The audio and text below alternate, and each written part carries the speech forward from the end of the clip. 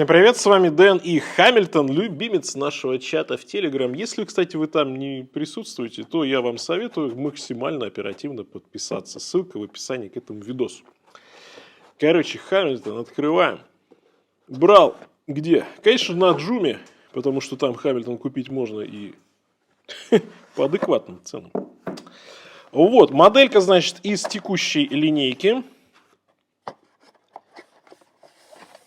И, наверное, это самая легендарная линейка, хотя многие могут поспорить, но я считаю, что самая легендарная. Значит, у нас что здесь? Мануальчик такой вот, неприметная гарантийная карточка от Creation Watches, да, на Джуме магазин сингапурский. Брал я с купоном что-то примерно за 47 тысяч рублей. Но ссылку оставлю в описании к видосу. Понятное дело, что цены – это понятие такое гибкое, относительное и зависит от многих факторов, в том числе от курса рубля. Поэтому не пишите ваши комментарии, где там, что типа цена изменилась. Ну, потому что на момент записи изменилась. На момент записи была такая-то, а потом, значит, изменилась. Так, ну коробочка у нас под дерево. А здесь целлофанчик. Полиэтиленовый пакетик, как вы говорите. Шуршит, как приятно. Так, вот они. Знаете, что в них классного? То, что эта модель... Где здесь? Вот.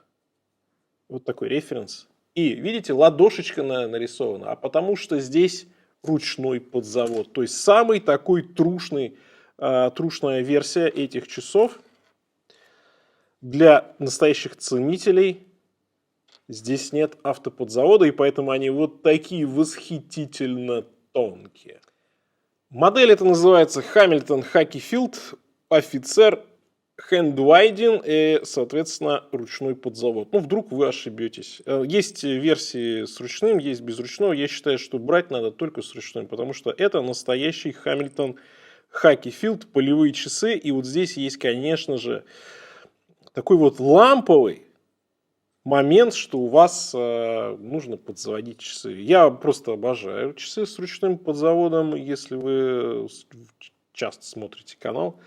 И мне нравится именно эта версия. Толщина правильно, да, историчность соблюдается. Ну и в целом ручка это просто прикольно.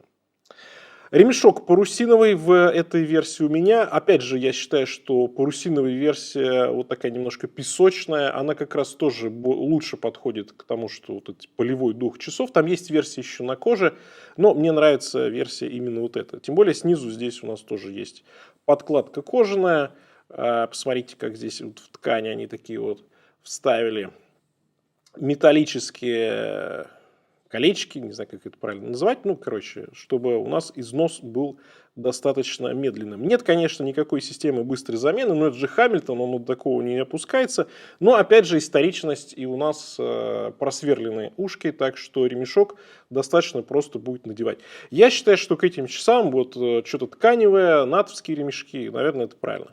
С другой стороны, исторически, наверное, более правильно кожа. Ну, ладно, это дело, в общем, вкуса. Внутри стоит механизм H50 с запасом хода 80 часов, так что надолго, что называется, хватит. И еще поэтому ручка прикольна, потому что ну, реально большой запас по ходу. Корпус стальной, пескоструйный, полностью матовый, как раз вот такой максимально брутальный, и он очень подходит к этим часам. Ну, на задней крышечке есть здесь сатинирование, но его, эту заднюю крышку, особо никто не видит. Опять же, исторично правильно сделали, что глухая задняя крышка. Я бы предпочел, что уж раз здесь у нас ручной подзавод, то, конечно, было бы красиво сделать и прозрачную заднюю крышку, но что есть, то есть. И опять же, исторически у нас 50 метров водозащита. Для полевых часов, опять же, это окей на самом деле. И даже по сегодняшним меркам, если вы никуда там в речку не полезете. Ну, я бы не сказал, что это дань уважения. Это просто вот потому, что это свотчевские компании. Они, в принципе, могут себе позволить все, что угодно. Все равно будут покупать. Ну, к тому же модель культовая. Ну, зато хоть сапфирчик имеется и даже немножко выпуклый. Поэтому немножко часы бликуют, несмотря на внутренний антиблик. Ну и, как сказал, это текущая коллекция, то есть они сейчас продаются. Понятное дело, что в официальном ритейле будут подороже. Ну, у Creation Watch сколько тут получается? Где-то 450 с небольшим долларов. Ну ладно. Чем мы там? О деньгах, да, о деньгах. Вот что надо посмотреть. 38 миллиметров, даже чуть меньше у нас по диаметру. И высота, с учетом купольного стекла, 9,5. Ай, какая прелесть. Ну, без стекла, наверное, даже меньше будет. Вот чего?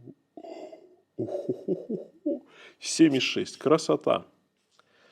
Красота. 20 ремешочек, так что, если что, все стороннее можно поставить легко и просто. И 46,7 всего-то от ушка до ушка. Ну, так эта прелесть смотрится на запястье.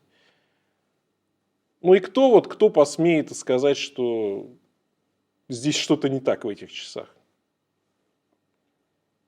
Ну, конечно, можно придраться к каким-то мелочам, но мне кажется, мелочи здесь не имеют значения, потому что все-таки это Хамильтон, и ему можно все. Ну, или почти все. Окошко даты есть контрастное в отметке 3 часа. Не буду ничего говорить про окошко даты, потому что все-таки неплохо сочетается с этими вот стрелками. Они люмом покрыты, такие матовые тоже под корпус, поэтому достаточно гармонично. Но опять же, это часы не про гармонию, это часы про...